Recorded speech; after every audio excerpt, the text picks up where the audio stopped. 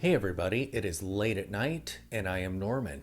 Tonight I want to look at 5 dress watches that I currently own that I love.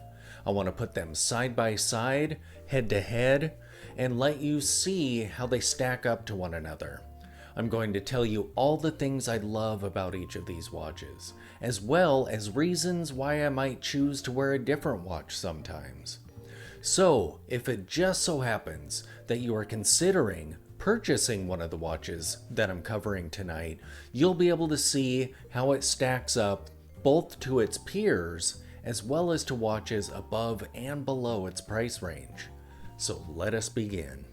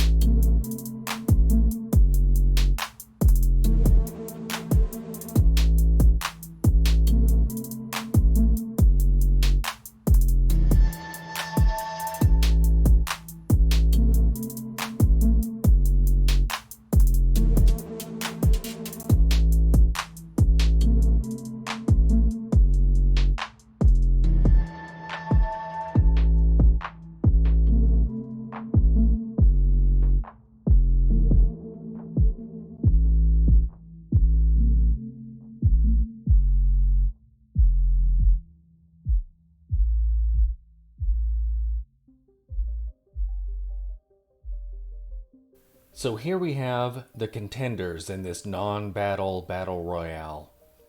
And I have them sorted from least expensive to most expensive. With each watch, I'll go down the line comparing it to its neighbors and any cross-referencing that makes sense as well. So let's begin down here. The first contender tonight is the Timex Marlin Black Dial. I just recently reviewed this watch, so be sure to check the comments for a link to that video if you haven't seen it already. What I love about this watch, it's all about the looks. Look at the shape of the case, that high box crystal, that dial. This watch is absolutely gorgeous. It's very inexpensive, and you can tell. When operating the crown, it just feels a bit chintzy. The minute hand actually jumps ahead a minute when I pop the crown back in. So compared to the other watches, the quality of this watch definitely suffers, but it is gorgeous. I totally recommend Timex Marlins to people looking for an entry-level dress watch, but you do have to be dedicated to vintage sizes. This is tiny. We're not talking 38 millimeters. This is, 34, 35 millimeters. So you have to really be down for some vintage size there. But it is a looker. That is gorgeous. Next up, we have the Christopher Ward Malvern 595. I love the classy styling on this watch. When I look at it, it reminds me of high-end minimal dress watches like Calatravas and whatnot. It is amazingly thin, and look at that case shape. Again, Christopher Ward cases are absolutely phenomenal. Look at those lugs. Absolutely beautiful watch. And the quality is excellent on this. This watch retailed for under $1,000, but the quality is right up there with watches above its price range. And the movement inside of it is phenomenal. The Passot 7001, love it.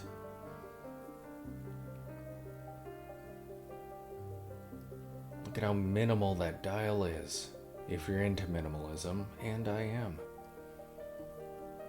And if we look at it side by side with a similar watch in a more Bauhaus style, you can see the size difference.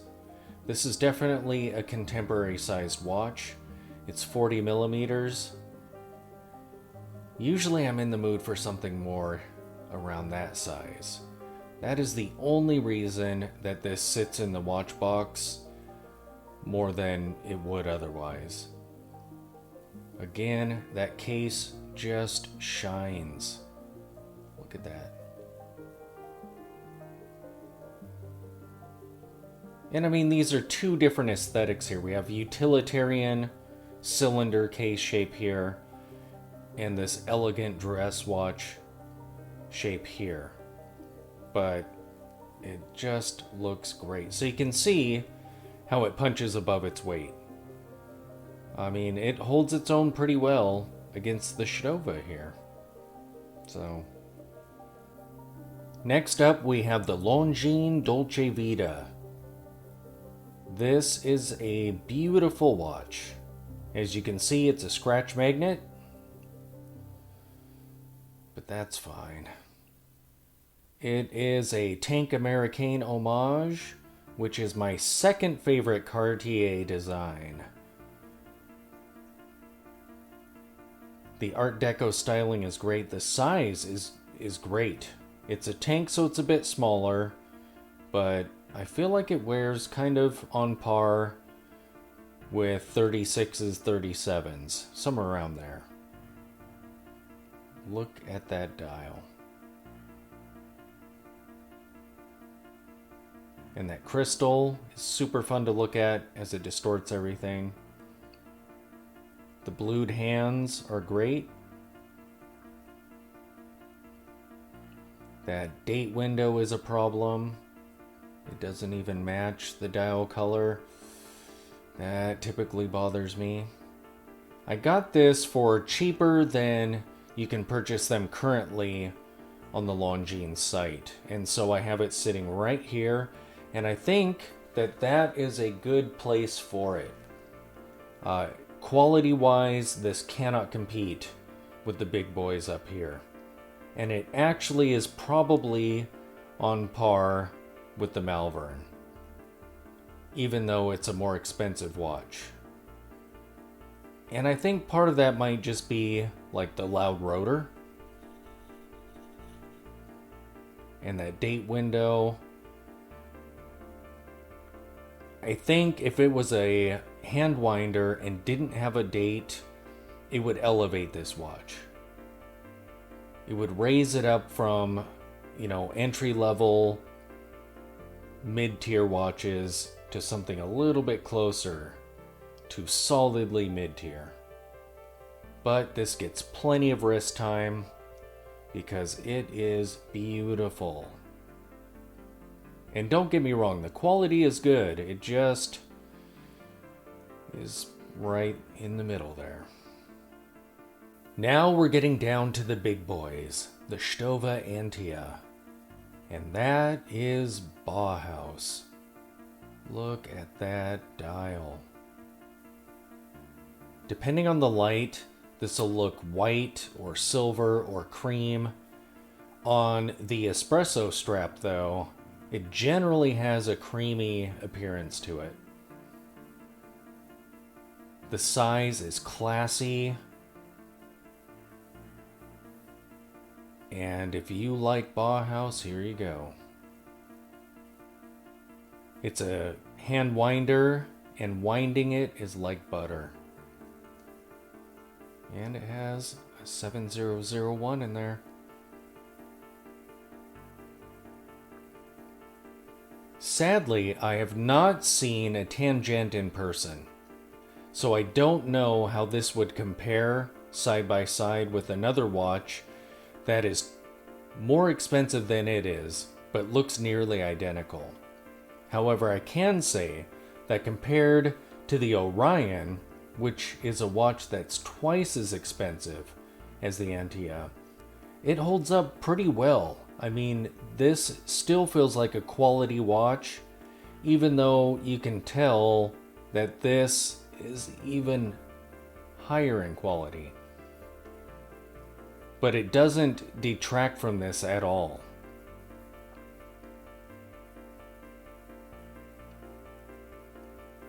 I definitely think that this is a viable entry level or more accessible option to the Tangent. And lastly, we have a watch from the heaviest hitter in Bauhaus watches, Nomos. However, this is a full-on dress watch. And it is beautiful. It's the same size as the Stova, so it's really classy. And just look at how elegant everything about it is. The slightly domed crystal and the case shape and the lugs. And speaking of lugs, yes, it has super long lugs. However, when it's on your wrist and when you see it in person, at least to me, they look natural. I was a little bit concerned right after I ordered it as I was looking at more pictures of it and videos and noticed just how long those were. But when it arrived and I put it on, they don't bother me at all. Winding it is absolutely a dream. Even just setting the time is. You can really feel the quality of this watch. And the alpha movement, which is a 7001 basically, but it hacks, which is interesting. Absolutely beautiful watch. It does sit in the watch box here and there though, and I think the reason for that is just how dark it is. You have to be in the mood for a dark, dark dialed watch to wear this one. See how the indices kind of get lost in there? It kind of becomes a black hole at certain angles and in certain light. But absolutely phenomenal, and I'm so glad that I have this in my collection. So there you have it. Of all the dress watches that I currently own, these 5 are my favorite. And of course, as time goes on, that may change as pieces move in or out of the collection. But I'm hoping that this video is helpful for you to see these watches side by side, to see how one piece performs next to another, and kind of gauge their quality, just in case, either now or in the future, you're considering purchasing one of these watches. Thanks for watching.